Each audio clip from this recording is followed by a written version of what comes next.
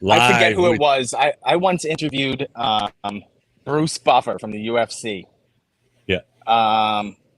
And didn't hit record. We talked for an hour and I never pressed record once. Yeah. I went on to the channel now to see. I just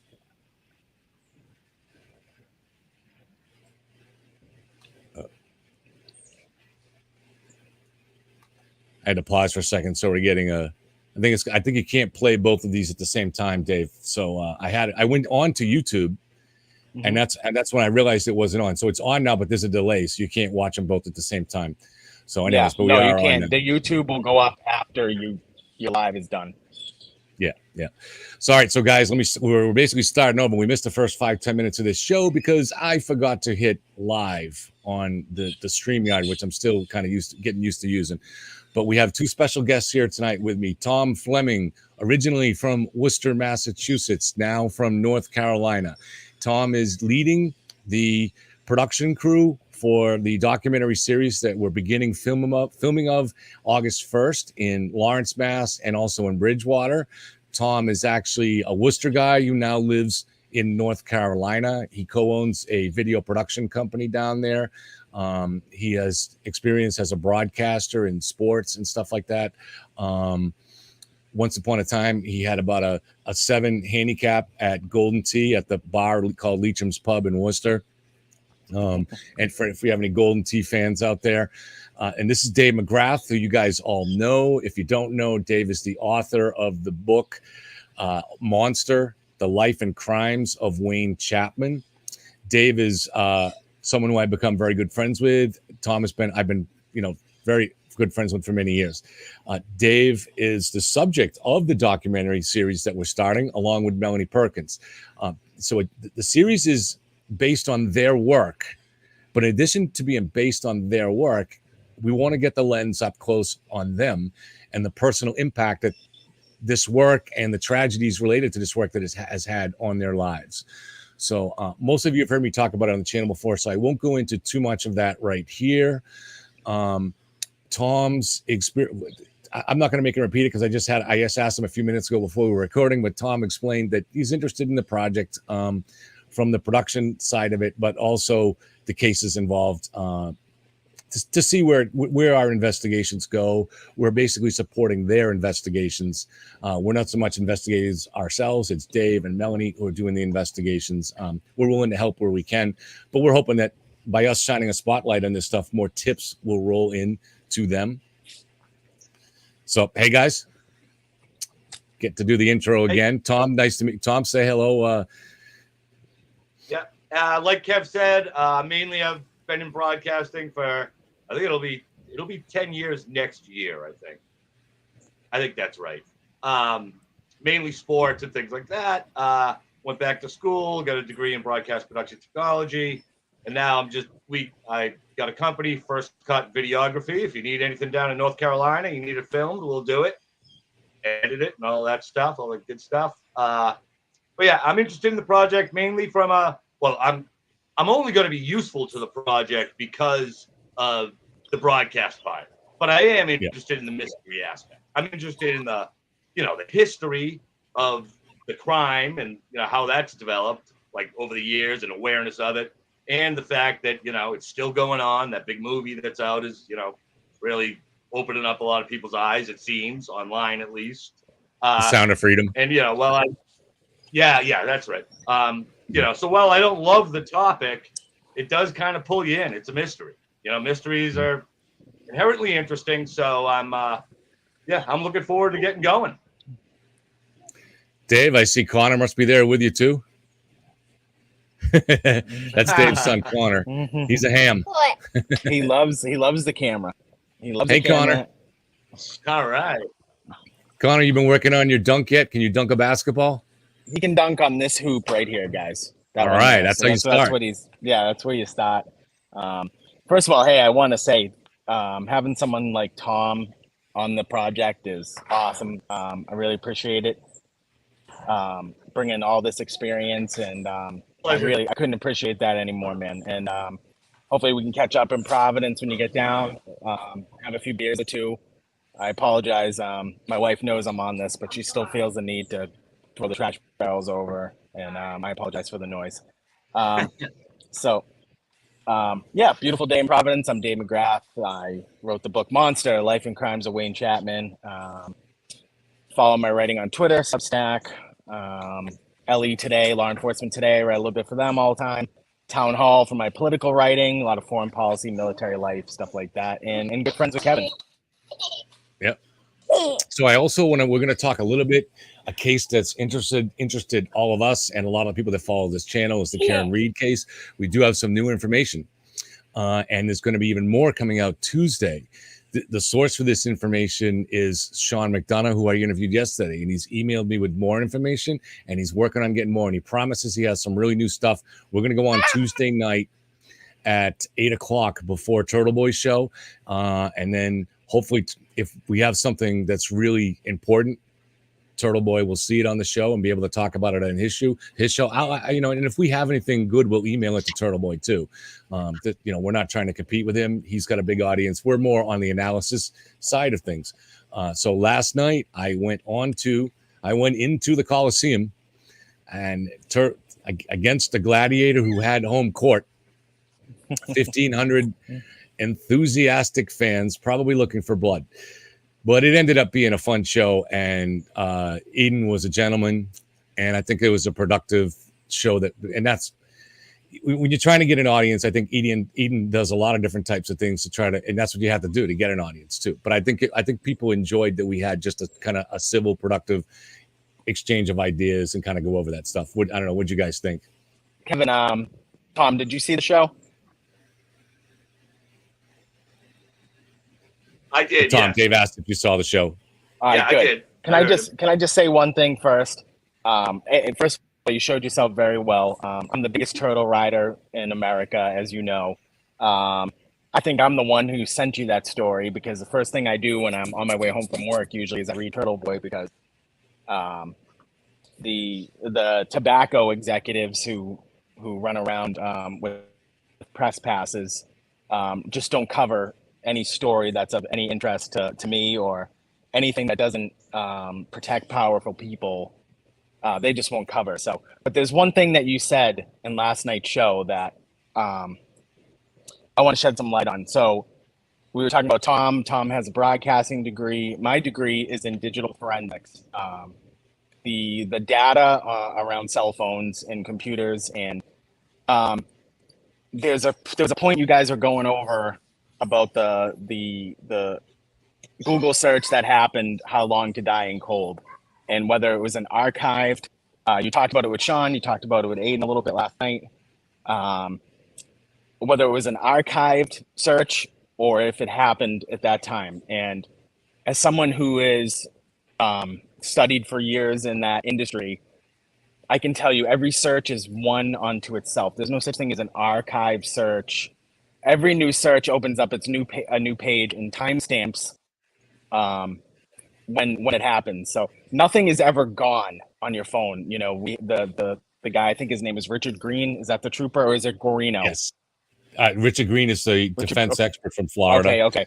So I'm talking about Guarino specifically here, who knows nothing about digital forensics. He was involved in the Sandra Birchmore cover-up where they killed a little girl who was impregnated by a police officer right in the same town. Guarino was heavily involved in covering that up because he basically said, we can't get any data off the cell phone unless that cell phone is handed over to you in pieces, which is very common. We saw Tom Brady do that when he was getting looked at for the deflated football bullshit. We saw Aaron Hernandez do that and successfully did that in his murder cases. He handed the cell phone over in pieces. He handed his home surveillance system over in pieces, and there was very little that you could get off of it. But as far as phones go, specifically iPhones, nothing is ever gone. I could take your iPhone right now and look at every bit of data that anything you've ever done on that phone since the day you signed up for an iCloud account. So if the defense Richard Green, who is the most respected name in this industry on this part of the country, is pulling the timestamp out as 2:27 a.m. or what it was, 2:22 a.m., then that's what it was. And that's really where and I can 100% confirm that There's no such thing as archived.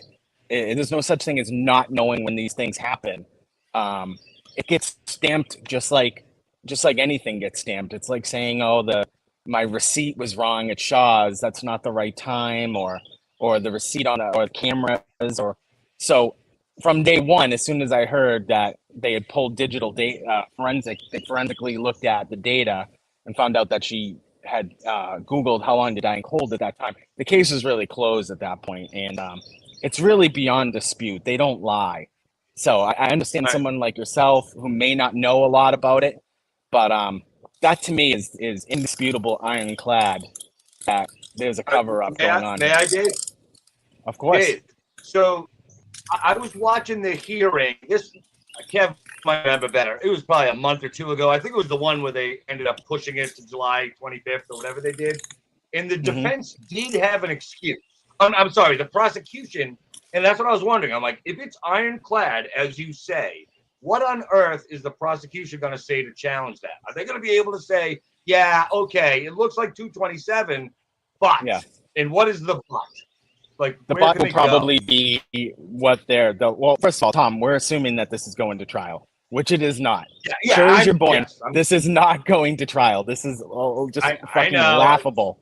That we're ever going to have a day where they're actually cross-examining somebody about the how long to die in cold search. That said, perhaps they'll go with the line of it was archived. She may, I've heard some stuff where they're saying that she might have done it after the body was discovered. She might have done it, sometime after 6, whatever time that was. I don't know the time, so I'm not going to say it.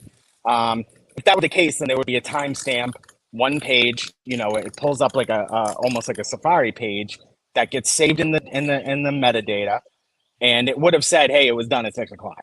You know what I mean? And if they can, if Richard Green pulled that up, then we have another discussion. Obviously, then that really helps the prosecution, but. He didn't pull that up because it didn't happen. He pulled up the 2:27 a.m. one because that's what she wrote, and there's a reason why she did it. So this will never go to trial. Interrupt you. What is that? What is that noise? Is that noise an artifact? What's making that noise? No, it's actually there's like a little windy thing out that we have in my yard that like spins with the wind and it kind of makes like a gear noise. It's really getting picked up though. I don't know if there's any way you can step over and silent it. Yep. How about now? So far, so good. But yeah, it's getting amplified by the microphone. So I'm sorry. So go ahead. All right. So I think if I understand you, Dave, then what the prosecution will say, like at the next hearing, motion hearing, whatever the hell it is, not trial, obviously, is that yes, it appears to say 227, but it means 627 or something like that. That's not going to come out until the trial now. The evidentiary hearing was canceled. So there will be no testimony on the phone until the trial, unless something changes. They flew Richard Green up a month ago, and there was supposed to be an evidentiary hearing on it, and that got canceled because the defense lawyers really played a reckless gamble in trying to subpoena Proctor to testify at an evidentiary hearing, and the judge wasn't going to put up with it, so she canceled it. And the thing on Proctor. Yeah. And I can't figure out this thing with Proctor. My best guess is what you said last night, in for a penny and for a pound. It's just he did one little thing, and now everything he does after that needs to cover for that one little thing. You know what I mean? In the beginning, so the that's in for a penny, in for a pound theory that I talked about. Right? You tell one little lie, and then every lie after that has to cover for that original lie. And I think that's probably what it was. But I know we talked about this. A month or so ago when I said, it just doesn't make sense. Every one of these reports, every report I write, and I certainly don't work for the state police, and I'm not a lieutenant. I'm a low on the totem pole guy. But every report that you write, somebody has to sign off on. A captain, for me, it's a sergeant or a lieutenant. And everything, every name has got to be the license. Every name has got to be off inmate register if you're in the jail or whatever. And to spell those names wrong, it reeks of and it's beyond incompetence at this point. I almost think of it of like, almost like our current political situation. It's like, are these people stupid or is this on purpose? And I'm really leaning towards, it's more on purpose than anything. And for all those names to be misspelled like that, and for somebody to look at it and go, and again, the captain who's looking at that report is probably not on scene. He doesn't know anything about it. He's just takes all the information, makes sure that everything looks good because it's going to go in front of a judge. It's a legal document. If you get caught lying on a report, with the mass criminal reform bill, we have a post now, police officer certification training where you can lose your post credentials and then you're done forever. There's so much riding on those one reports and the truthfulness of it. And for him to spell them wrong, it's not stupidity. It's blatant misdirection. Let me I want to bring up some of the new information. I brought up a little bit of it last night. Before I do, I just want to also just address the phone data stuff that basically Tom articulated my position pretty well on that it's not that I don't, obviously I trust Dave and his expertise, but I just really have to, it's hard for me to understand if it's that cut and dry, why the prosecution is going to have experts to come out and explain that it's not the case.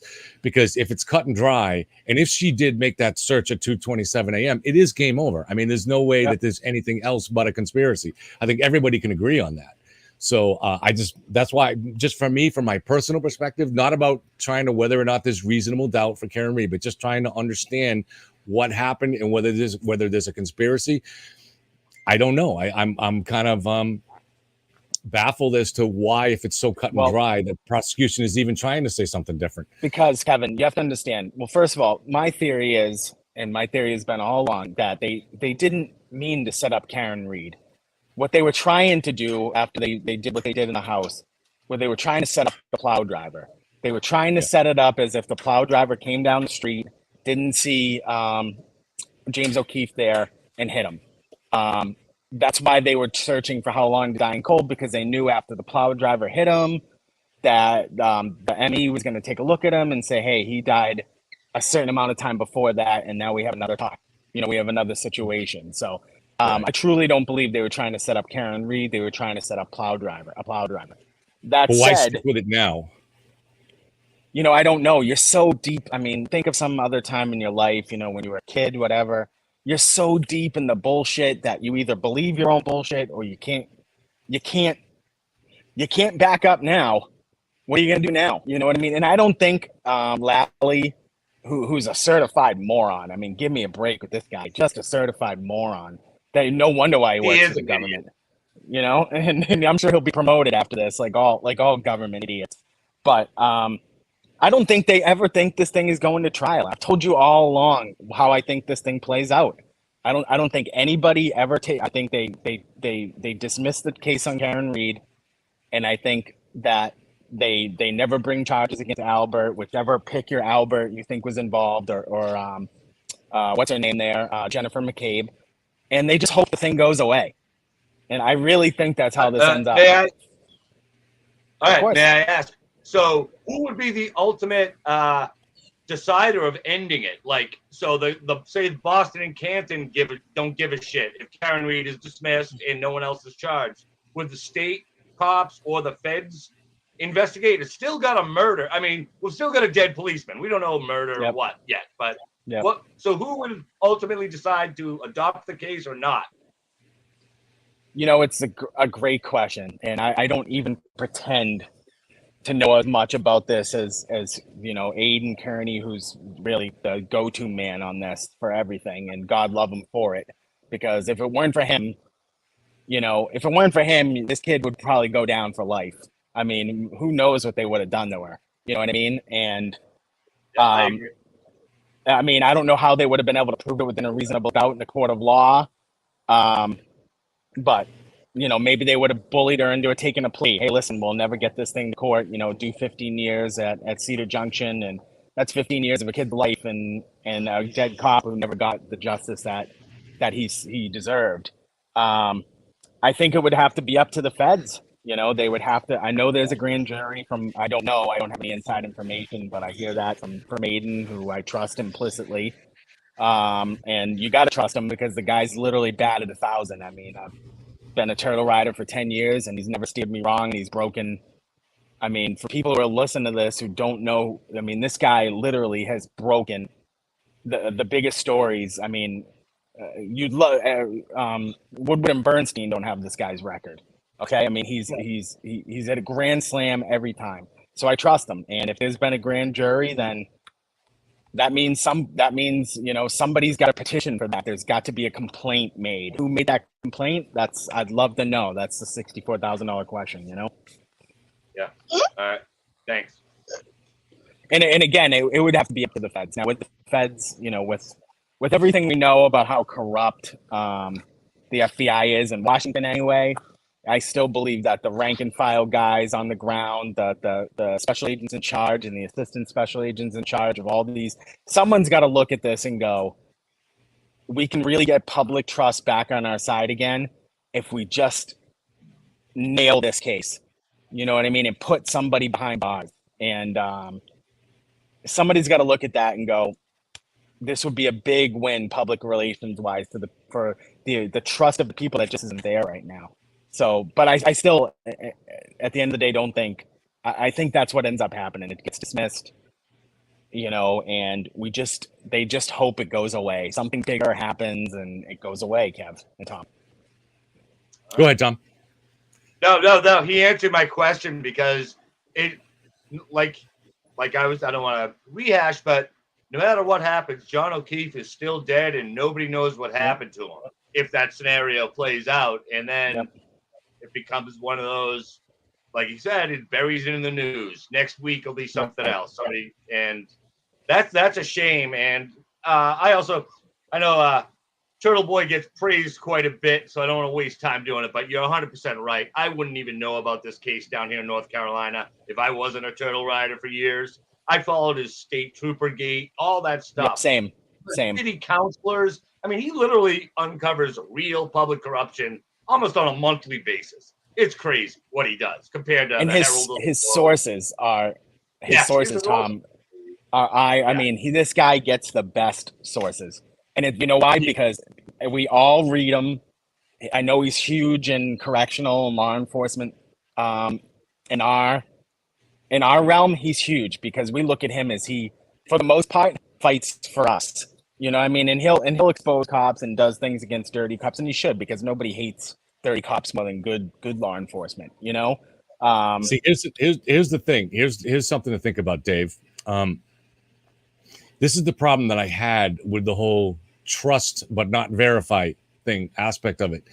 And so, Eden did a good job last night explaining someone, for instance, who worked in the courtroom and he can't identify it, but he explained his way of verifying that person was there because the person had verified 2 attorneys that were present that he knew were actually that they were assigned to that. So that's a good answer. But what I'm saying as a general problem, not with Eden, but with anybody, but especially if you're in a situation where you want to believe something. So you're advocating a certain position. You leave yourself vulnerable. In these cases, they're going to draw all kinds of people that want to become involved in the cases. This is why with any big case, a murder case, the police never reveal the details of the crime scene, like the murder, how the person was murdered or this and that. The reason is because there are a lot of people that come out of the woodwork, even with false confessions in every high profile case. So it's just something that the spotlight draws people. So, and I guarantee it's a huge problem that Turtle Boy has to deal with every day, that he's getting all kinds of information. I mean, he's got 1,500 people that go on live, and I don't know how many people, generally go to his show, but probably in the tens of thousands, right? And so when you get a big kind of spot like that, there's always going to be people that want to get involved. And if they don't actually have any real information, some of these people are delusional and they're going to give them stuff. So he has the difficult job of having to sift through that. But he could make a mistake, obviously. And when you're trying to prove a certain side, you're even more likely to make a mistake. But anybody can make that mistake. And it's huge. So to me, if someone says, trust me, it's trust but verify to me. I absolutely trust that he has a good sense of judgment, and he's not going to lie to his audience about that. And he has a very strong track history. So so it's not that I don't trust Eden. It's just, to me, I'm always going to have that approach that if somebody says, I've got something, just trust me. Okay, I will to a degree, but to me, I'm always going to stand back and say, I need to see the evidence. I need to see exactly what this is so I can make a decision for myself. But I want to, we'll come back to any of this because I'm in no hurry today, but I want to get to the new information because I think there are some people jumping in now. This is all from Sean McDonough, so he deserves full credit. He apparently talked about this a little bit, I think, a couple weeks ago when he went on Turtle's show, but I guess the show, the conversation quickly went somewhere else for some reason, and it got neglected. And I didn't catch it either, but he brought it up to me the other day. But as soon as he did I was like, whoa, that's big, So I've been going back and forth with him, and he gave me a little bit more information on it today. And you could tell that Eden didn't know about it last night either when I mentioned it to him. Sean has promised he's going to get me more on this by Tuesday. We're going to talk about it before Turtle's show. Hopefully, we'll get and I will if it's anything really, groundbreaking, breaking news type of stuff, I'll send it off to Turtle, because he has all the other stuff. He's kind of a repository for all the information. He can compare it to things, right? So what Sean said was that Kerry Roberts called the police at 5 a.m. And he's expanded this a little bit to me today to say that he's not sure if she called 911 or called the non-emergency service number. So that's what he's trying to find out. He also did tell me that the shift change was at 7:45. So it would not have been a case where somebody called up the police and said, we're looking for this guy. He was dropped off at a house. He's missing. It absolutely would not be the case that they wouldn't send a car out because guys were still on duty. So assuming that Kerry Roberts, we don't know what information she gave, but you got to imagine. So we're going to try to find the transcript. The best source that I could find, there is a group that will get the transcripts from any 911 call for you, but it's $100 and I'm not paying it. So let Karen Reed's lawyers pay for that if they haven't already. And it takes 2 to 8 weeks to get the information, but maybe Karen Reed's lawyers already have this, or somebody already has this. Big journal, a major media company. I don't know, but I'm assuming we can't get the transcript if they call a non-emergency, but I don't know that. So maybe Dave will know more about that. So there's going to be transcripts of any 911 call, but I don't know if there are transcripts if she called a non-emergency hotline.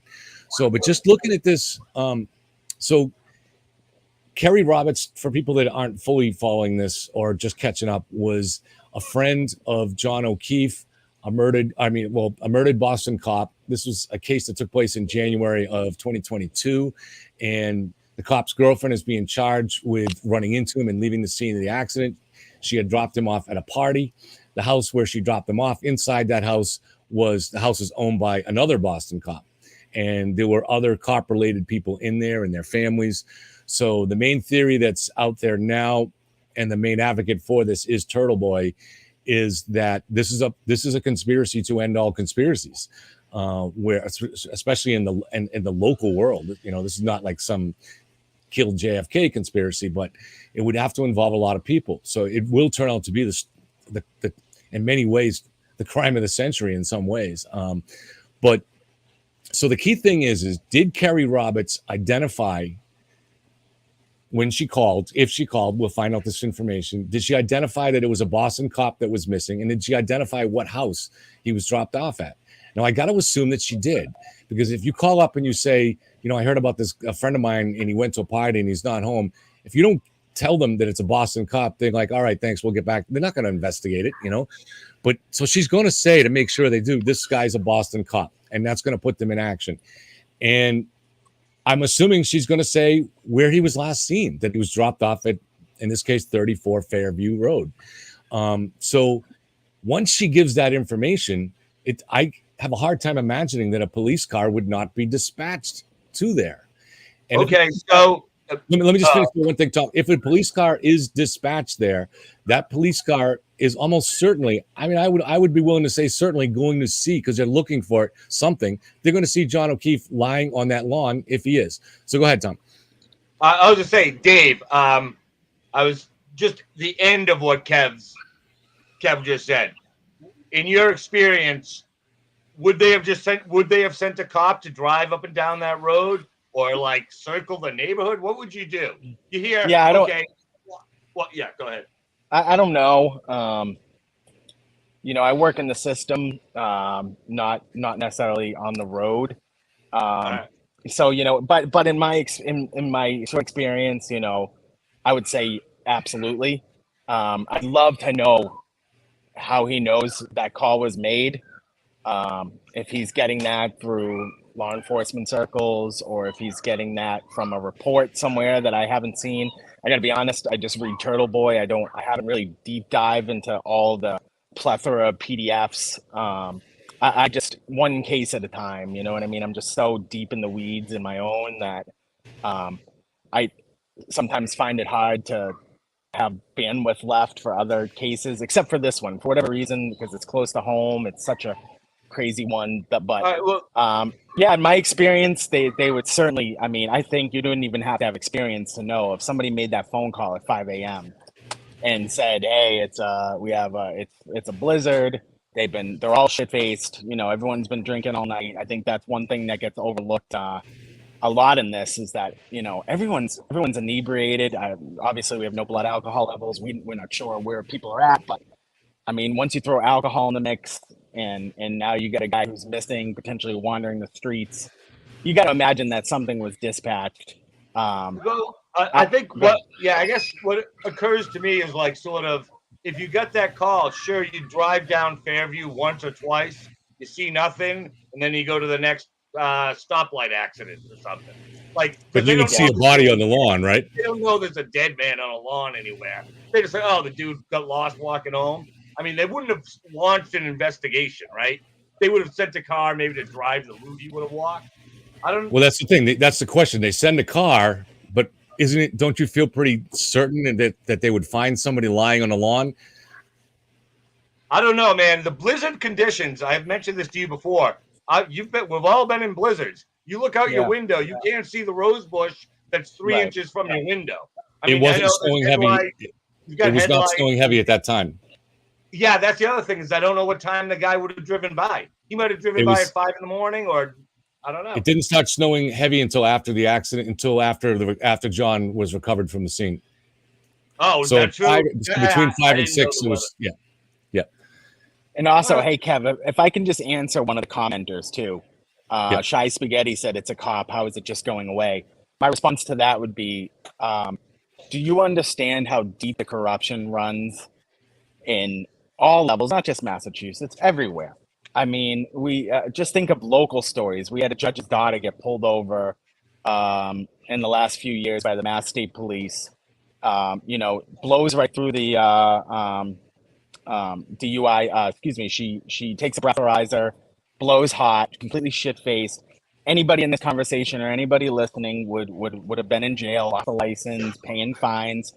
And what happens? The judge makes them change the report, and then they fire the state trooper involved. I mean, what do you mean? If I'm not trying to be confrontational, but what I'm saying is, how is it going away? I mean, things are made to go away all the time, every day. I would say that's you know lack of experience or a little naivete on your part. And again, I'm not trying to be confrontational. I appreciate you watching, but I mean, I could easily see them trying to make this go away, um, really, very easily. And you know, for I almost think that's like I said. I think that's the preferred route for the prosecution at this point. Is that it gets dismissed, which if Karen Reed goes to jail, that will just be, I don't know how you could find people to find her guilty. I mean, I would be shocked beyond It's a belief. valid It would be it's a valid theory, Dave. No question. At this point, it is still just a theory, but I mean, it does explain why for instance, I think you mentioned this to me a long time ago. It would explain why there seemed to be an unusual number of mistakes in the report written by Michael Proctor. And I've talked to other cops too, and they all say the same thing, that kind of thing is a giveaway, that it's not, that would not be an act. Michael Proctor is not an idiot. He's someone that was trained in that stuff. He knows, he knows how to get all those details right. It would have been supervised, especially in a murder case. So it would have been highly unlikely. So if you're doing something like that, it's almost like you're hoping that this will get thrown out. Your goal is to get another cop out of jail, or someone in his family out of jail, but not to convict the innocent person. So it's not like they have something against Karen Reed. right. And this But it is is the old guard positive. of cops too. Remember, this is an old guard. This is the last generation. This is not Right. the new guys coming in off the streets who get taught duty to intervene and hammered over the head with ethics and duty to intervene is a massive thing right now. And I'm not too sure that was the way it was when Brian Albert and these guys went through, 30 years ago. And it's a different time when guys really covered down for each other. Nowadays, if you're a cop and you're drinking and driving and another cop pulls you over, there's no professional courtesy. You know what I mean? Back in the day, you would have been driven home. You know what I mean? So it's not a bridge too far. It's in fact, it's not crazy. And to me, it seems almost natural that they would try to cover down. And again, like people are like, oh, it's another cop though. These guys weren't friends. They worked for the same department, but they weren't friends. According to all reports, they were not friends. In fact, his son, an 18-year-old kid who was a well-known donkey in the neighborhood, I mean, they were bitter enemies, according to everybody who knows something about their interaction. So, Right. Again, I want to go back to the question of the kind of breaking news that Sean has given us. And what I want to do is kind of poll both of you guys on the core elements of it, and also poll the people that are in chat right now and see what they say. So Kerry Roberts makes a call. We don't know if it was to 911 or if it was to a non-emergency number. So do you guys think that in that call, she would identify the person as a Boston cop? Yes. I doubt it. I don't know. Probably not, honestly. You don't think so? Okay. Oh, how come? Why not, Dave? No. Why not? That's interesting. Just because, I mean, the first thing I'd say. I don't know. I'm just trying to put myself in that. I'm just put myself in, just see over with me and drinking, and one of my buddies leaves, I can't find him, and walking the street shoeless with, blizzard conditions. Do I really call up and say, hey, I got dudes from Bristol County Sheriff over here or any other place, and one of them's walking around outside. Can you send a car? Like, I feel like that would bring unwanted attention on my organization. Oh, no, I get you. you. That's not what you're the thing saying. you lead. When you don't lead with what you do, for work, I feel like, you don't go to Shaw's and say, hey, I'm this is James O'Keefe from the Boston Police Department. You know what I mean? I don't know. Maybe I could be totally off base on this, but a lot, especially if you're in that scenario where you've been drinking, Yeah, I get what you're Sorry, saying. Tom. I think what Kev's implication was, and I was kind of going along with, was if you're really concerned, you tell them it's a cop and they come faster or more reliably. Yeah. But what you're saying actually is more Army-like. Don't let anyone know your buddy fucked up. Just hide, Tom, cover it up. Try to go. Tom, I know you. I know you were in for years. I was in the Army for years as well. Just for a few. You're outside base on a Saturday on leave on Liberty.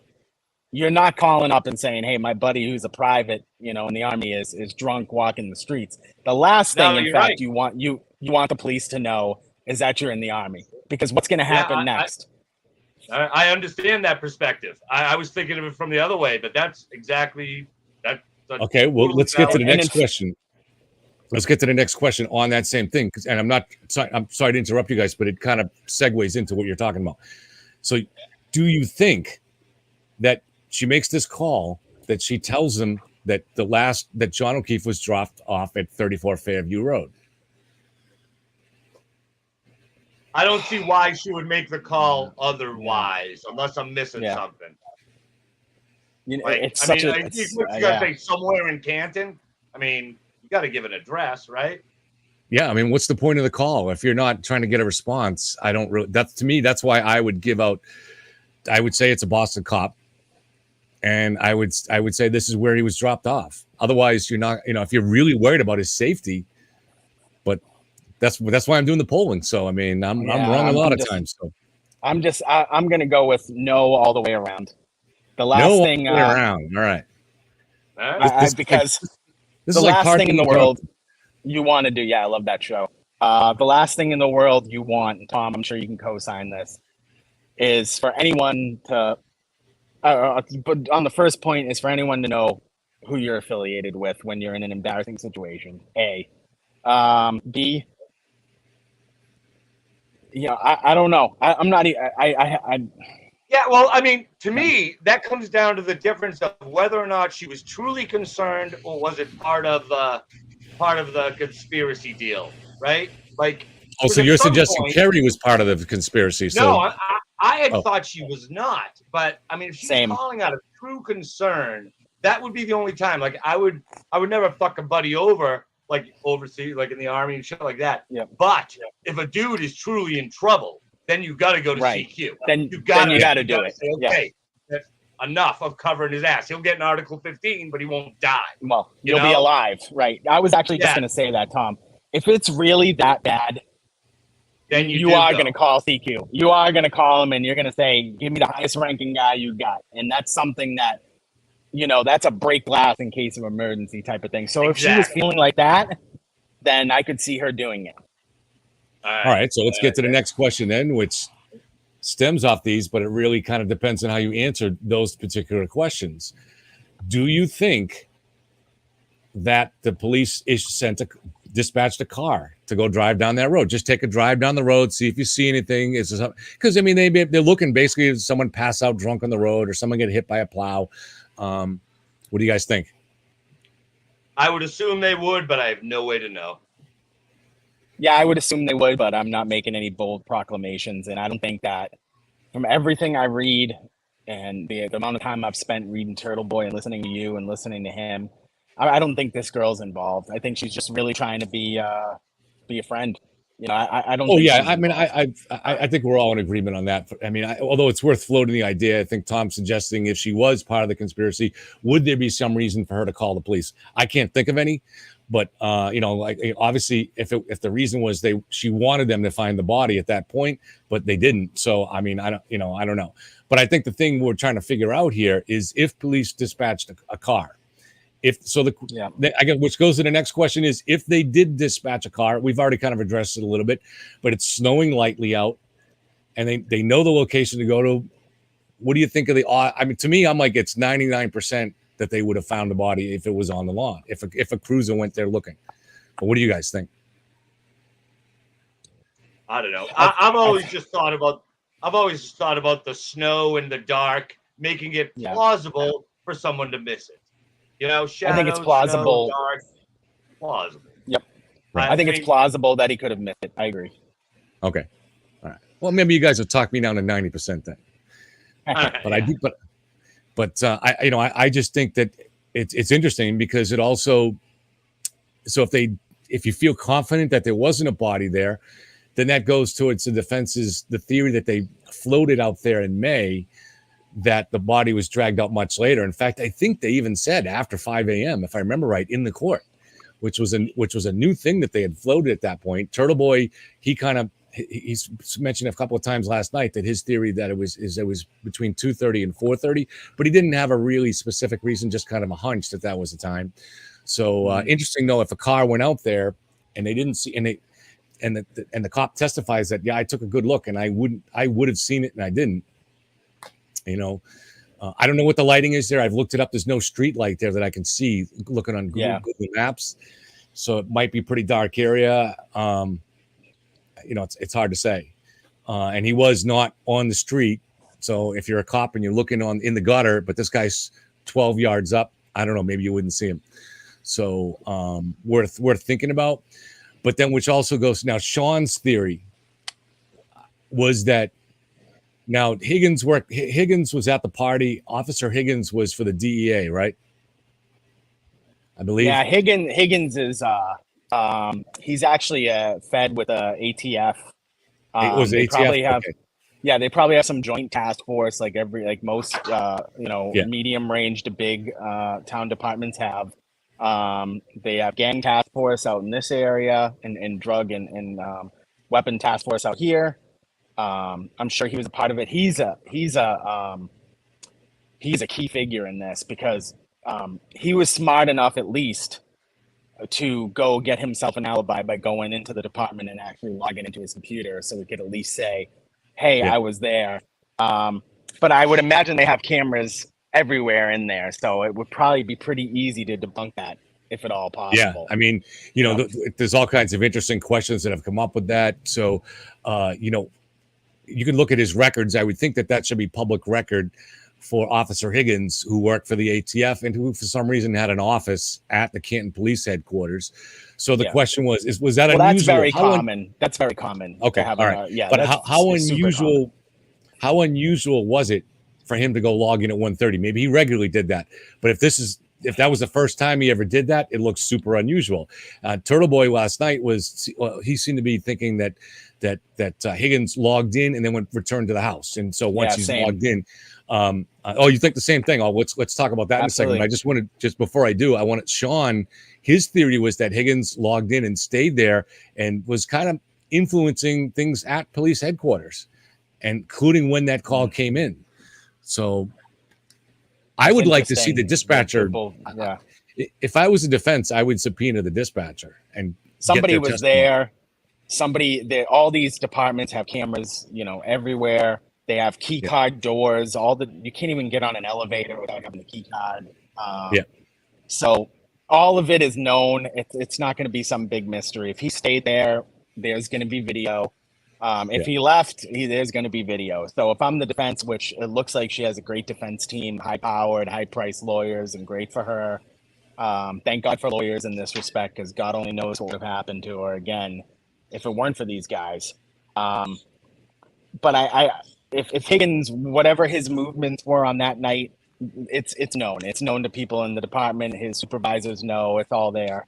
I just wonder, like you said, was it common? Because again, all these entries it's the same as punching in for work. Everybody's got a time card.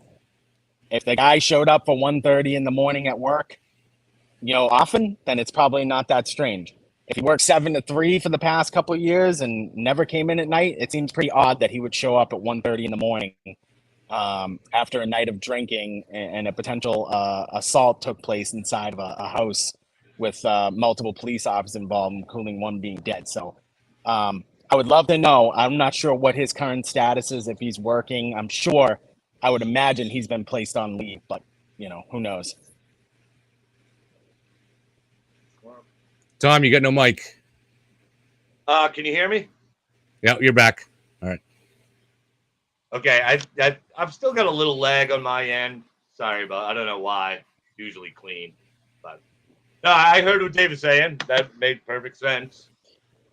That this dude Higgins, we'll find. I mean, again, if we're not going to trial, maybe we never will know this stuff. But if it were to go to trial, I guess Higgins, we'd have a little timeline on him, right? He was here, and then he checked in and all that, and we'd have a timeline on most of these. Are you going to another topic, or in another section, Kev? Sure, you got. I was just wondering, Dave, what do you, I mean, I know it's a big convoluted case, but all we've ever talked about really is what happened outside the house. Knowing what you know, and the number of people is ridiculous. Like 11 people are in the house. What do you think happened to John O'Keefe when he got to the front door and went in? What do you think happened? Again, it's pure speculation. I hate to do I know, that. You're not going to be held to it. Okay, pure speculation gun to my head.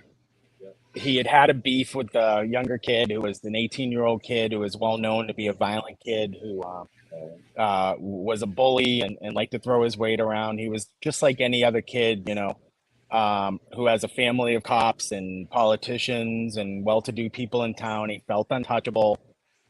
He thought that he could get away with busting the balls of a police officer next door who may not be in his father. Because again, these departments are like big high schools, right? You're in a clique. There's different cliques. Brian Albert was in the fugitive unit. He was, and probably had the ear of a lot of captains and majors. He probably had great relationships with his higher ups, and was going to retire soon, but leave with a great legacy. His brother's a cop in town. His dad, the kid's dad's a business owner, a selectman. You have all these different. So the kid probably felt like he could get away with a lot, and you add alcohol into the mix. and you see a guy that you really don't like, and he says, what's this motherfucker doing here? And James O'Keefe is, a guy with a lot of pride himself, probably told the kid to go fuck himself. And then before you know it, they're rolling around on the ground. You got his uncle, who's a trained mixed martial artist. You got an 18-year-old kid, full of testosterone, who's a big kid who plays football. And, you don't mean to kill him. You mean to put a beating on him, but, things get out of hand. And that's what I think happened. The dog probably got involved, obviously, and bit him. They tried to cover that up by sending the dog to Antarctica or whatever it is now. We'll never see it again. There was evidence all throughout the house, so obviously they sell the house immediately. It's the family home.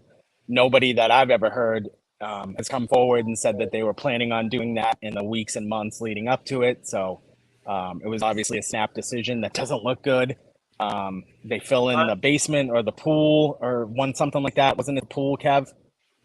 Yeah, but I want to just jump in here too. This is why I take a little bit of a different approach than maybe some people that get angry with me at, but I try to take a critical approach of all this evidence. So for instance, the pool thing, I think Turtle's off on that. I just cannot imagine if that thing was filled in 9 months after the killing or something like that. Oh, okay. Why would you put any kind of evidence in there when you could just drive up a couple hours away in Maine and throw it into the woods?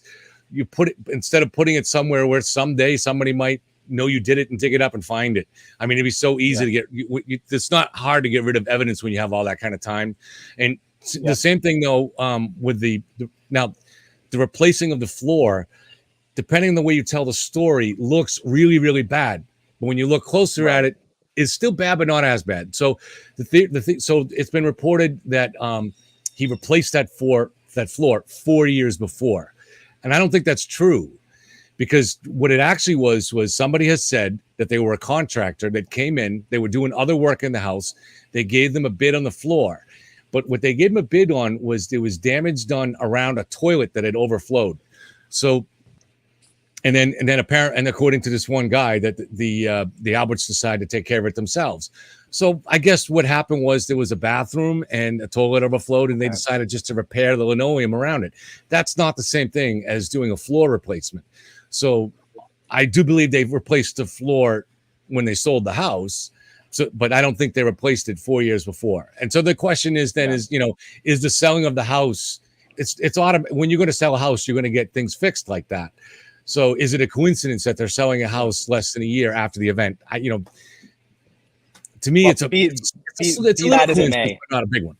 Yeah, go ahead. And I don't take any of that into account and say that's the smoking gun. Like, oh, they definitely conspired to do this, and look what they did afterwards. I just think they're interesting little side notes. But when I think long and hard about this, and I think about the cover up and why everybody would do this, and because every one of these people has a connection to the kid. And what's his name?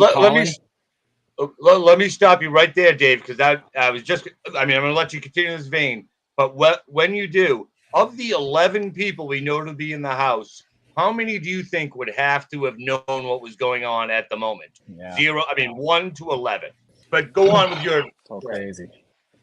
Let me just finish that point. And I'll definitely answer it. It's the kid had to have done it, in my theory, because the love for a son and a nephew and trying to save the kid's life is what really has pushed forward all of this. All of these grown-ups to make these terrible I think about it with my own sons, what I wouldn't do to keep them from, no matter what horrendous thing they did, and any parent will agree with me, I'm sure. And I just try to put myself in that position. Like, what wouldn't you do? What lie wouldn't you tell? What piece of evidence wouldn't you cover up? What important person wouldn't you rope in? Like the police chief finding the tail light a week later. I mean, you're insulting my intelligence at that point if you expect me to believe that. So it had to have been the kid to drive all of these adults to do these crazy things that just fly in the face of all sense. So, so that's why I think it was Colin Albert, above all, with some help from the dog and probably the dad, or excuse me, Chris Albert, the Boston cop. So, and I don't know how many people it had to get. Everybody always says to me, "Oh, too many people are involved for it to be a cover up," and blah blah blah. And my response always to that is, we killed an American president with many people involved. And to this day, there's a good subsection of the country who believes that there was just one shooter on a grassy knoll. I was just listening to a guy yesterday, a really respected CIA guy, talk about how it can only have been one guy. It doesn't matter if there's 50 people involved. If they all have tight ties to the person who did it, they love them. Jen McCabe is very close to Colin. Chris Albert is his uncle. His brother, the brother, that's his son. He's 18 years old. He's heading off to college. His life's going to be destroyed. What wouldn't you do to cover down for a kid that age that you absolutely love? So I understand what you're saying, particularly for the close family members and family friends.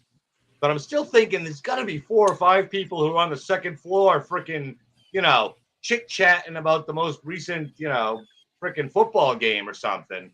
And that had nothing at all to do with it. So now that means the perpetrators, I'll say they're in the basement and these guys are on the second floor. Now they have to hide it from those people.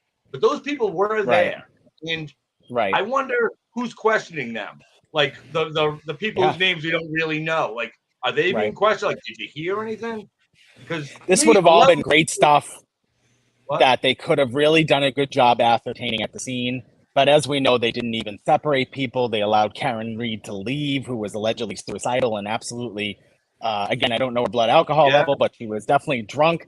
They allowed her to just take off, and she's the suspect. Or maybe she's a great witness, which is probably why they let her go, because they were more worried about her as a witness, not as a suspect. So all of this would have been information you would have ascertained in the first 20 to 25 minutes when you're separating everybody, getting the stories. And unfortunately, we can't go back in time, so that's lost now. I do have to amend something that me and Sean talked about in the show. I'm not sure. So we have to look into this. I'm not sure if Sean's watching right now. Sean was saying how she was not in custody, basically, or, kind of in close contact for several hours. But then I was reading through the timeline today, and I saw that they had her for a blood test. That was early. That was like 8:30, I think, like that. So she must have been with them and with the police. Now, I don't know exactly what the sequence of events there. At what point she got to go by herself. Obviously, it wasn't handled smoothly. They should have taken her clothing into evidence and things like that. So I don't think it's the case that she was at the scene and went hysterical, and after they took John away, they just let her go. She ended up at the hospital given taking blood so they could find out what her blood alcohol level was, and that's where they got that information from. So I'm not really sure exactly what the timeline is on what kind of custody they had on Karen. Same, me neither. But we do know that they did allow her to leave and go back to her parents' house with the crime scene. Driving in the crime scene when she's at the very least a witness. So I mean, that's just flies in the face of all. Stuff you learn on like the first day. There's definitely so much shoddy police work that, but in any time with shoddy police work, you don't know how much of that is corrupt, how much is that just plain bad police work, and how much of it is somewhere in the middle, where this is kind of where I think a lot of it comes into play, where they know there's a cop involved. Now, they're not corruptly trying to make a part of a cover up, most of these guys, but they're just like, don't touch this. This is a cop's house. Don't touch it. They're just not interested in really doing the normal job that they would normally do. Like cop. You couldn't be that stupid, Kevin. You could not be that stupid and still be in uniform. Yeah, that's true. I'm not saying you. You couldn't be that stupid. Again, I'm relating this to the same thing I talk about when I talk about our generals and our leadership in this country. At some point, it's past the point of stupidity, and you're just doing it on purpose. And that's kind of where I'm at on this entire case. Yeah, you have a cop's house, you have a dead cop, but one of the cops is really connected and in the clique and well liked, and one of them is just a guy who goes to work from 7 to 3 or whatever and isn't really politically connected. No majors have been over at his house, no captains, no colonels, no chiefs. So one cop is more well liked than the other, and unfortunately that's just the way it is. I'm not going to go into this in detail here. I promise Tom's kind of like my manager, and he'd be like sending me messages like, Kev, 30 seconds on this, nothing more than that. So I've done a lot of investigations on, I've looked into and did a lot of videos on the Delphi murders. But that, here's a case where the investigation was botched in multiple ways from the get-go. It should have been solved in days or weeks. I don't think anybody disputes that anymore. And because of that, for up until right up, and even now to this day, but certainly up until they finally arrested the guy last year, I think a lot of people had a lot of conspiracy theories about the police and that. Even I had something about the FBI because there was a report that they went to the gas station, the FBI did, and took the hard drive for the surveillance video, and then weeks later they came back and to report that, oops, we accidentally deleted it. And it's just, it's completely, when you see that level of what seems to be incompetence, you're like, all right, that can't be incompetence. That's got to be something intentional. And it starts bringing you down the path of conspiracy. However, in that case, that's just one example there. It looks like that probably never happened, that whole thing with the destroyed surveillance video. But there definitely was, excuse me, a ton of shoddy work done. And that doesn't, but there was no conspiracy there. So I'm sorry, go ahead, guys. That was more than 30 seconds, Tom. I apologize. Yeah, I was about to give you the wrap it up signal, but I held off a minute. So. Yeah. Yeah, I'm past it. I think that the fix was in from the minute that they hit ground, and they had their story already, which was Karen Reed killed her boyfriend with the car, and all they were going to do was find evidence to work with their story. Dave, Matt, yes, if this thing gets dismissed but then the stadies or the feds pick it up, do you think they'll be going after the cops as much as they're going after the people in the house, the suspects generally? Yeah, I think what you're going to see is a lot of finger pointing, MSP pointing their finger at the local cops and then they're pointing it back at them. It's not going to be good. I don't know. I hope they run it all the way to ground. I'd love to know the results of that grand jury. They usually take months. So I would imagine that it's ongoing. It's not wrapped up. But I could be wrong. Who knows? This is a pretty involved, intricate case that could go on forever in a grand jury setting. We may not know anything about it for a year or two. If everything that I believe to be true is what happened, then at the very least, some police officers need to go to jail. And I think that would really gain a lot for public trust if that happens. Locking a few guys up, and I hate to see anybody's, I look at videos of Michael Proctor's kids that get put out there and pictures of him and his wife, and you just think, why throw it all away, man? And you did, if you did what we think you did, what the evidence is pointing me towards. So I think that would gain a lot in public trust in this area if the feds came in and hammered a few people. And went after the cop. I mean, they'll have to solve the murder first, I guess. Like figure out if Colin did it or Brian did it or whatever. Yep. And then they would go. I mean, this is going to be, if that happens, that's a story that's going to go on forever. Like you said, it's the crime of the century. Forever. It's literally you have a dead cop. Another cop is the one who did it, or his nephew, and they're all connected. And they're all politically connected, and they chose him to be on the Boston Finest show because they knew that he was a great example. I mean, what that show was nothing more than a recruiting tool. So that's why that show was out there, to get people on. And they chose him to be one of the main guys on it. I mean, he was their poster boy, literally.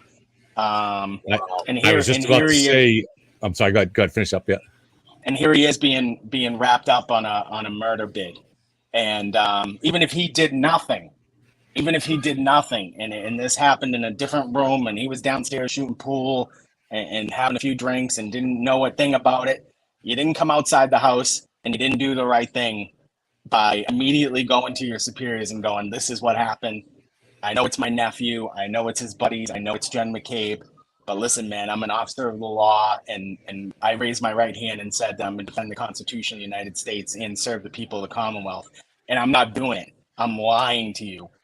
And he hasn't done it. He's done nothing but not come outside, disappear underground, because he's got a lot to hide. It's unfortunate. I was going to say, literally the exact moment I had the thought, BL commented on the channel, the precisely the same thing, that someone is going to break, which I do think, if there is a conspiracy here, if somebody inside that house murdered John O'Keefe, I absolutely believe someone will break. But that won't happen until there is an investigation that's applying pressure. So if there really is a federal grand jury, at some point somebody will. If there's really someone in power, an investigative agency trying to get to the bottom of this and using all the tools at their disposal, then yes, they will break. The thing is, Kevin, if no one's broke yet, because if someone broke, there'd be an arrest by now. There'd be an arrest by now. You're not gonna let a murderer walk the streets, or an alleged murderer that you truly believe that somebody has fingered as the guy, eyewitness account. That person would be in jail, and the case against Karen Reed would be dismissed right now. It's going to be someone in the house who doesn't want to go to jail for the next 30 years and who wasn't directly involved with the killing. But it was looking at a conspiracy rap. But they're not going to break until a prosecutor says you're up against it. All right, we're in front of a grand jury and we're bringing charges. And if you don't cooperate with us, you're going down. That's how someone's going to break. But I want to. If you guys, it's going to have to be one of those tertiary people. It's not. You have to understand, Jen McCabe, and Brian Albert, they're going to die in federal prison if this comes out the way we think it will, or I think it will. And they're not. It's not going to be them. They're going to go to this thing to the ends of the earth and deny it. And it's got to be one of those people on the periphery. And I'd love to hear from that kid Nagel, because he's probably the key guy in it all. Tom, go ahead. And then I want to move on to just one last subject, but go ahead, Tom, you had a thought. Yeah, I did. I think it's gone now. But it was following up on Dave. Shit, what the fuck did you say? You know what? It'll come back to me. I just had a question. Shit. Go on, Kev, please. Okay, I think if we'll probably maybe wrap this up in 10 or 15 minutes. If you guys can give me 10 more, that'd be great. I wanted Sunday afternoon. I got all the time in the world for you. Oh, okay, cool. This is more in Dave's area of expertise, but I'm sure Tom will have opinions on this too, because he's been following. I brought this up late in the interview last night with Turtle. And it was not something that we were planning to talk about, so he didn't want to give it a lot of time. But I think he's obviously breaking a lot of news on this story, and maybe eventually he'll have some other people related to this on to talk about it. But this is the South Boston story, and I also, to me, I mean, now Dave is the one that wrote the book. I want to just briefly introduce these guys too, since a lot of people are joining late. Dave McGrath is the author of Monster: The Life and Crimes of Wayne Chapman. The book centers not just on Wayne, but a bunch of other predatory child abductors, killers that were primarily operating in the 1970s in New England, but also potentially Florida, Pennsylvania, Michigan, and Montana. Dave has traveled to all of these places. Tom Fleming is originally from Worcester, co-runs a video production company in North Carolina, and he is our film crew director for the documentary series that we're working on, shooting, which will begin August 1st. So, but I'm curious, to me, I don't know what you think, Dave, Tom, but Dave covered the case extensively of the boy brothel that was busted in Revere in the late 70s, in 1977. This was something that was covered by the New York Times, but it was something that not long afterwards, the powers that be and the media made the story kind of go away because they were trying to protect the gay community. Now, none of us here is anti-gay. So if anybody that's watching, we're all libertarians. We all tend to believe freedom. Okay, it's not about that, but it's about reporting the truth in order to protect children. So when I see this story about what's going on in South Boston, it just can't help reminding me of what happened in Revere and also to Lee Savoy. So what do you think, Dave? Am I crazy on that? Yeah, I mean, listen, there's so many layers to the Revere case that it's hard to even fit into an hour worth of discussion. You know what I mean? We'd have to go on forever. And I mean, of course, there's some similarities, but I mean, obviously back in the 1970s, 73 to 77, where this main time frame of the operation with the boys in Revere at 242 Mountain Ave. Transgender wasn't a big thing. So obviously no transgender people involved. But, the one common thread is that the story on the Revere brothel absolutely went away. It was covered up.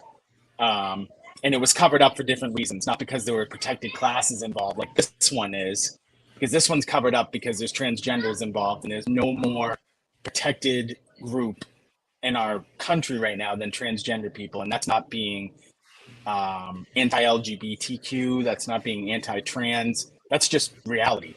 And I'll argue that point with anybody. The reason why the Revere case was so covered up is because there were high-powered politicians and police and just about everything up and down the road, from the chiefs of endocrinology at local hospitals to headmasters at prestigious all-boys schools who were customers of the brothel. So the difference really here is that, or excuse me, the common thread is that the media immediately went forward to cover it up. Specifically in the 70s, guys like David Brill, who were very famous LGBTQ authors of their day, immediately went into, let's try and make this a little bit lighter for the public to understand and say that these boys really weren't involved and nobody really did any serious jail time. Well, the two main perpetrators went away for life.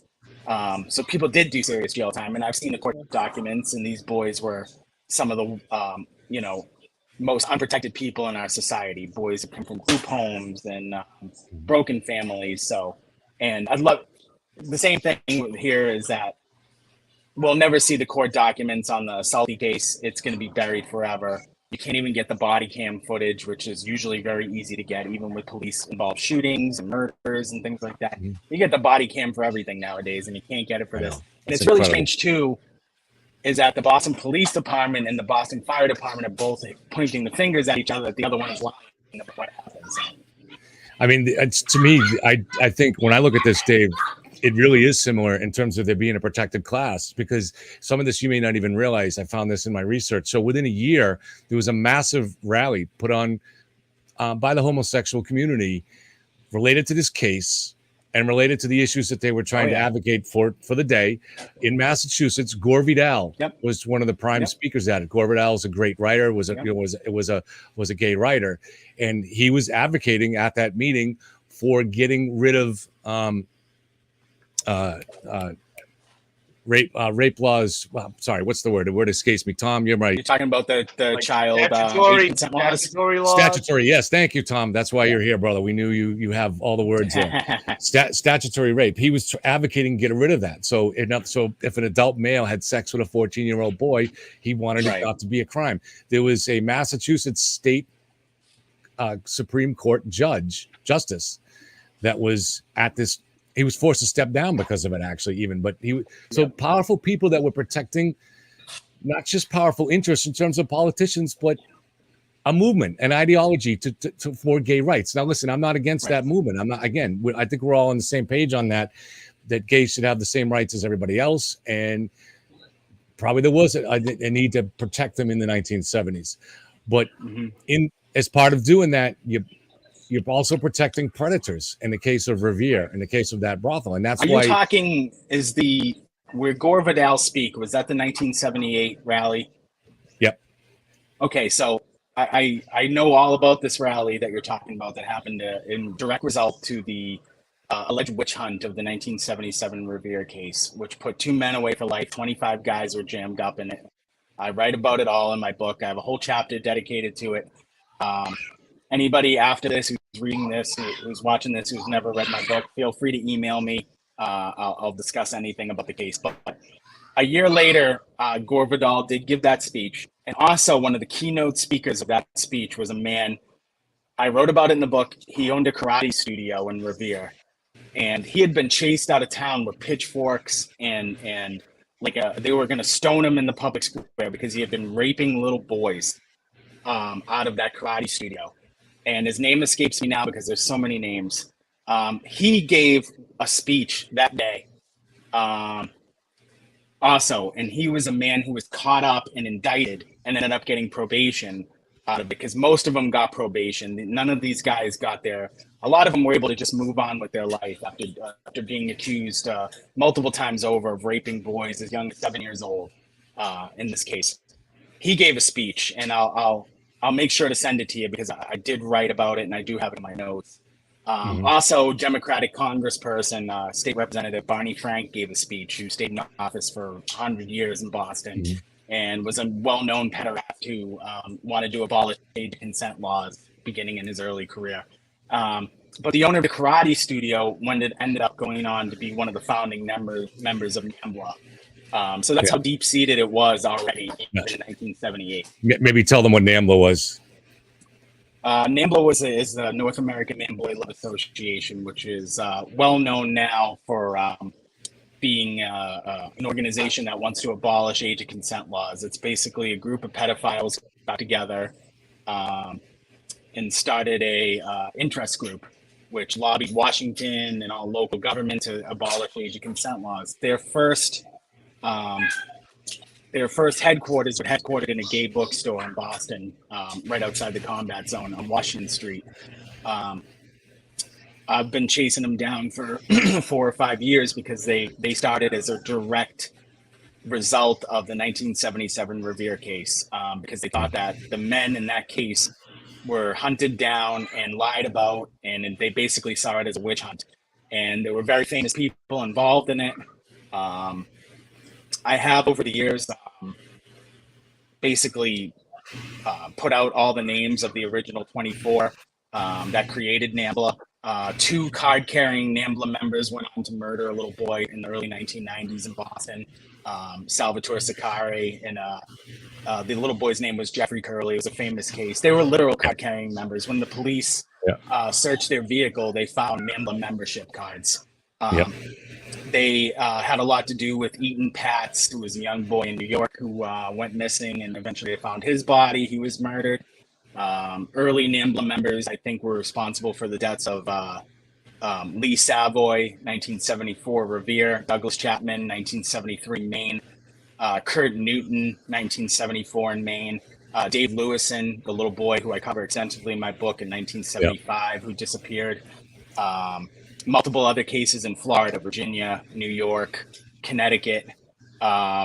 Basically a reign of terror, all created in direct response to the Revere witch hunt, which was written about extensively by the most famous LGBTQ author in Massachusetts at the time, a man named David Brill.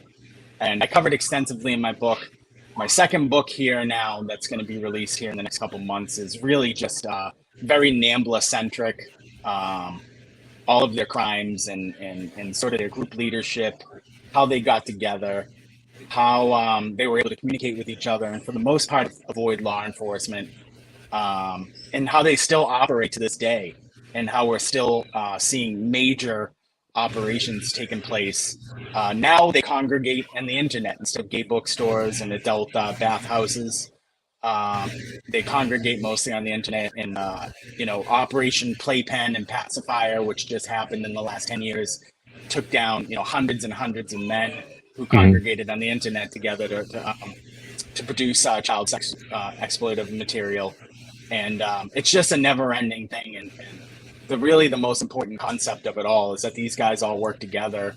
And Massachusetts had 40 missing boys alone from 1968 to 1985. 1968 to 1985, 40 boys went missing. And I see myself sort of I've chased every one of them down, and I have a lot of knowledge, inside knowledge of what all happened with these boys and who I think is responsible for it. And that's really the crux of my work for the past 5-6 years. Well, see, and the reason I connect this, we don't know what happened in South Boston. And like you said, we probably never will know, unfortunately. But this is similar to in the Revere case. So one of the people busted in Revere was the assistant headmaster for an elite boys' school. You've covered this in your book, the Fessenden School in Newton. It's a boys' school, and in addition to him, there were 4 other teachers that were involved in this, and these were Teachers. a lot of that was now he. I think was forced to step down and maybe got a conviction, but at the same time, a lot of this was swept under the rug because that's what they do. So the abuses went on, and then and also even so maybe I think it was even maybe in recent years, maybe or certainly 20 years later after this,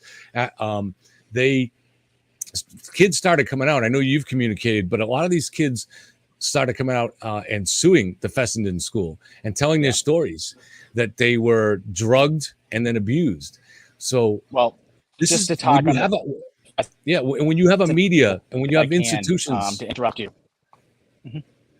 So when you have a media and you have institutions that are protecting these people because they're trying to protect a cause. Back then they were trying to protect the gay agenda, and I shouldn't use that way of putting it. I can't think of a better way to put it because I'm not anti-gay at all. It's just, but whatever they were trying to pursue their own agenda, which included gay marriage, fairly so. I support that. But they also, many of them did want to get, rid of the statutory rape laws. And so under the guise of protecting that movement, the victimization continued on. And I'm worried that this is what's going on in South Boston too, that under the guise of protecting the transgender movement, these kids are being thrown to the wolves. Well, just to talk about the Fessenden School, because you brought it up, this place was, I've written the manuscript's basically done, but I've done a whole entire book on just the crimes of the people at the Fessenden School. This is a private boarding school, elite of the elite, that still operates to this day, just outside Boston in Newton. I talked to 67 former students, all of which were sexually abused by headmasters, school teachers, and everything in between at this school. This place was a cesspool for little boys getting abused by older men. And some of the stories that you're going to read and some of my upcoming work are just going to blow your fucking mind. And how it was able how it was swept under the rug and how it was able to exist is just beyond my comprehension. I mean, these boys, a generation of children were destroyed at these schools by older men. And you mentioned a headmaster. You mentioned the teacher, who I won't name here because I don't even want to give their names breath. But I cover them extensively in the book. One of them I chased down to Fort Lauderdale in 2018. I was at his doorstep. I nearly got arrested. I was just trying to have a conversation with him. 95-year-old man who had been named in court documents in the Revere sex case, took probation, disappeared out of Massachusetts to Florida, and basically was able to live out his retirement years free of any law enforcement involvement. And when he was arrested at the Fessenden School, his kids got up and actually cheered. The FBI came in to the school and arrested him in the middle of class due to reports of him sexually abusing boys. And you wouldn't believe what he did to these boys. He drugged them. He would take them on weekend trips, feed them marijuana. He would hang them upside down by the ankles and torture them. And this is just one guy, one story, and I heard these stories time and time again by men who are in their 50s and 60s who are still trying to pick up the pieces of the shattered life. And nobody knows these stories because nobody covered them. Nobody covered them. And nobody wants to cover them now because they're afraid it's going to make certain people look bad. So the Boston Globe is not going to cover them. Channel 5's not going to cover it. And that's why we do kind of need somebody like Turtle Boy to cover these kind of stories, because he's really the only one with a large audience that will cover That's why he's so important, because he's the only one who isn't controlled. Everybody, and back in the 70s, the stories we're talking about, they were protecting people, right? They were protecting these politicians, these headmasters, this great cancer doctor, and they're all in my book, and all these guys were exposed. And there's one guy in my book who was a chief of endocrinology in Connecticut, who they found 500,000 pictures of child pornography in his wall, who were all self-made, by the way, from his patients. Nowadays, they're protecting institutions, and the institutions are these LGBTQ institutions that have invaded our lives. And again, I'm 39 years old. At this point in my life, I don't give a shit who you go to bed with. So anybody here who thinks, wow, this guy's really attacking gay people, I'm not. I'm very involved in the group Gays Against Groomers, which is a gay group that speaks out against child sexual abuse. I'm heavily involved with those guys. I'm personal friends with the people involved at the highest levels there. I have many gay friends. In my book, I write about how much time I spent in gay bathhouses and trying to talk to men who may have known these men in the 1970s. There's not a fiber in my body that really gives a shit who you go to bed with. But you need to stay away from kids. That's my Right. biggest problem. You know, as a sexual abuse victim myself, you know, when I was a kid between ages 10 and 14, you know, there wasn't a week that went by that I wasn't abused sexually by an older man. You know what I mean? And I can't tell you, even at 39 right now, how much that affects me on my day-to-day activities. And it's tough, and it's really tough for people to recover from these things. And you know, all I really aim for in my research is to expose and educate, and hopefully more people learn the story and we can continue to talk about it, and it just doesn't get swept away forever. Yeah, that's you know, we're gonna do more on this. Just to remind everybody, I've been doing a countdown where I'm doing a live every day for the next couple of weeks or leading up to August 1st. We're doing a documentary series that focuses on Dave's work as well as that of Melanie Perkins, who won an Emmy for her documentary Have You Seen Andy? So we're going to be doing our first shoots in Lawrence, Mass, and then heading up to Bridgewater, where we'll be filming outside Bridgewater State Hospital, where Dave is going to tell a story that wasn't in his book. And it's something that he kind of told me on the phone after we've been speaking for a month or two. And I don't think he realized how compelling the story was to me as someone who writes screenplays and novels. I know something that's compelling, and it was an incredibly compelling story. So we're going to get him to talk about this Hey, at the Kevin. location. Yep. Hey, Kevin. Yep. Somebody just made a comment that I would love to respond to, Dr. Liquor. Okay. I did see the story about the teacher in Duxbury. I'm very interested in that story. I have heard other rumors about this teacher in Duxbury in the past. Once you get known as the guy who chases down pedophiles and child rapists, these stories just seem to come to your inbox, and people ask me to look into things. And a lot of times I don't have the mental bandwidth to remember them all and get to them all, even though my best intentions are usually to get to them all. I am very interested in that story on Duxbury, and there's more to come on that. I solicited on my Substack. I solicited people who had gone to that school, who may have had some interactions with these teachers, to get in contact with me, and some have. So I have much more to come on that teacher from Duxbury, and I thank Turtle Boy again for having the fucking balls to break that story and expose this scumbag who has been destroying kids' lives in that school with, again, no recourse for the victims at all. They just, you know, one kid killed himself. Many victims of child sexual abuse killed themselves. I've been very, very open about my own mental health problems. There were times in my life, well before my kids and my job and my wife, where every day I thought about suicide. I couldn't wait to commit suicide. I really mean that. I could not wait. I used to walk over a bridge to go to school, and I would freaking fantasize of jumping off that bridge. It destroys kids' lives, and I can't wait to see this scumbag's name plastered everywhere. And I plan on writing something very soon about it. There's much more there, as there often is with one case. These guys are not people who do this just once and then dig back under their hole. They're serial sexual predators who never stop. The only way to stop them is to put them in a hole or throw them in a cage the rest of their life. Yeah.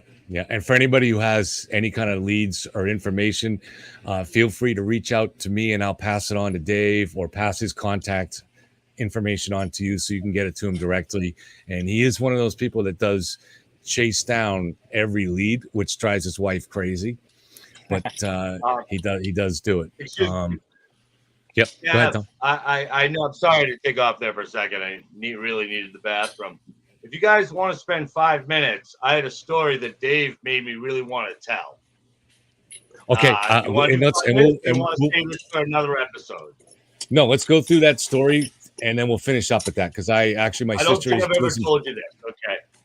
My sister is I'm leaving for Philly. So, hold on, let me finish up. My sister is leaving for Philly, so I do have to wrap the show up in 5 minutes. So we'll finish with Tom's story. Okay. Thank you everybody for being here, and we look forward to seeing you again every day this week. And hope anybody who wants to join us on August 1st, please do. Thanks, guys. Go ahead, Tom.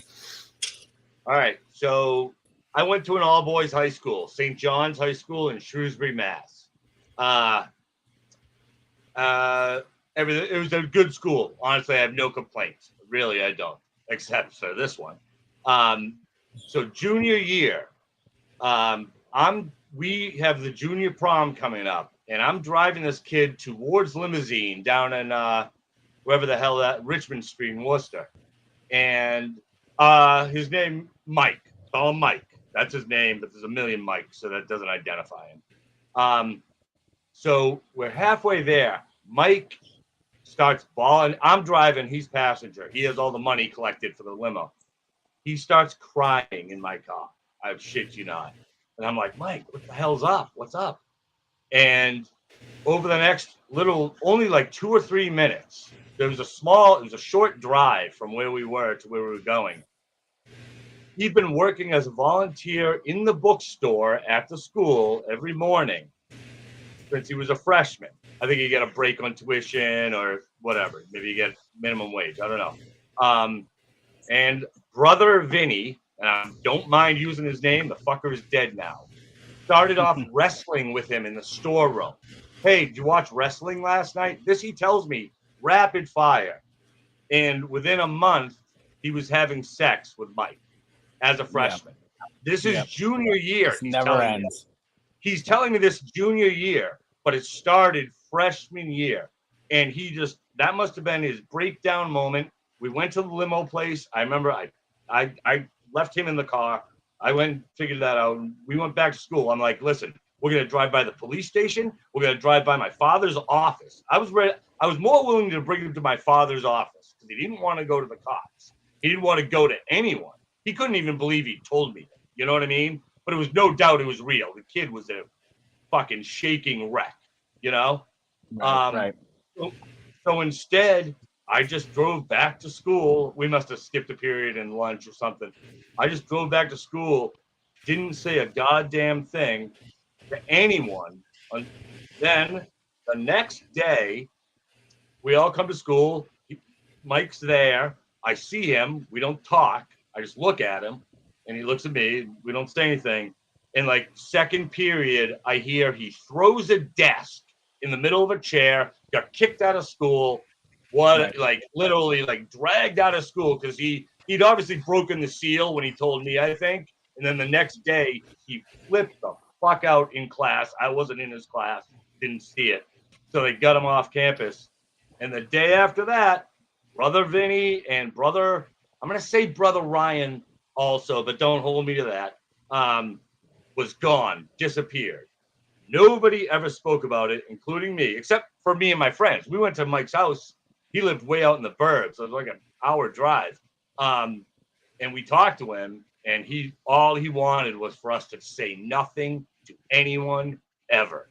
He just never wanted to hear about it again. He didn't want us to ever talk about it. So we never did, except amongst ourselves. About 5 years ago, and I'm sure I can find a copy of this, St. John's High School put out a informative email to alumni and members or whatever, listing the names of people apologizing for sexual abuse that had happened at St. John's, and it listed the names of all the people who had been shuttled off to this place in New York, basically a retirement home for pedophile. They're not priests, they're brothers, but basically that. And so that's the end of the story. That's it. And that's usually the case, Tom. Is it the case? That's the case? Yeah, hey, just an apology letter. Hey, we know that your son, your brother, your cousin committed suicide, became a drug addict, or maybe went on to abuse himself. We're sorry about that. We'll really look into our hiring practices. These people have no conscience. They don't care how many lives they destroy. They're the worst people on earth, and it's great exposing. It's horrible. It's horrible. I feel guilty. I've actually had weird dreams where I'm like, I could have walked into Mr. Moyner's office He's the dean of discipline. I could have walked into Coach White's office. He's my neighbor. I know him. You know, I could have gone to anyone that day, and I just sat there and stewed in it. You know, because he's begging me. He was more worried about me telling somebody. Like, and I went to, you know, it was very, yeah. I don't know if I've ever told you that, Kev. But yeah, you have told me, because it's obviously something that torments you because you have a conscience, and you know it's been one of the things that we always look at in these cases. What we've talking about with the Karen Reed case, how do these people look the other way? I mean, human beings are strange, and I think a lot of people, it's not that they don't have a conscience, it's that they become good at taking something that they can't deal with and walling it off inside them and forgetting about it or rationalizing it in some way, like, oh, that Karen Reed's a bitch or something, whatever. I mean, I think people, but it's amazing how many human beings just don't seem to have an active conscience that they act on, you know? Yep. So people are just, and this will be the last word from me, Kevin, I promise. The overriding emotion in human beings nowadays, as we sit here on July 2023, is fear. Everybody is afraid, and we have been taught, we've been programmed to not speak out against institutions, certain groups, and that goes for men above all. If you're a man and you're afraid to speak up about anything that's wrong, not right, and I have this conversation all the time with people, you know, guys I know who go through mental health problems. They don't want to talk about it, and they just rather wallow in it and eventually end up succumbing to it.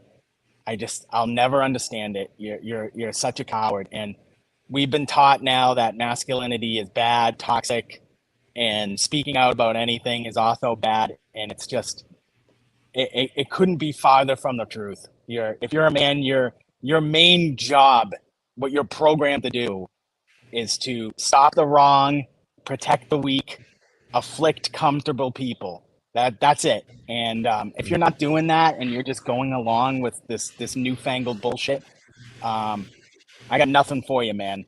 I got nothing for you. You're a coward. Yeah.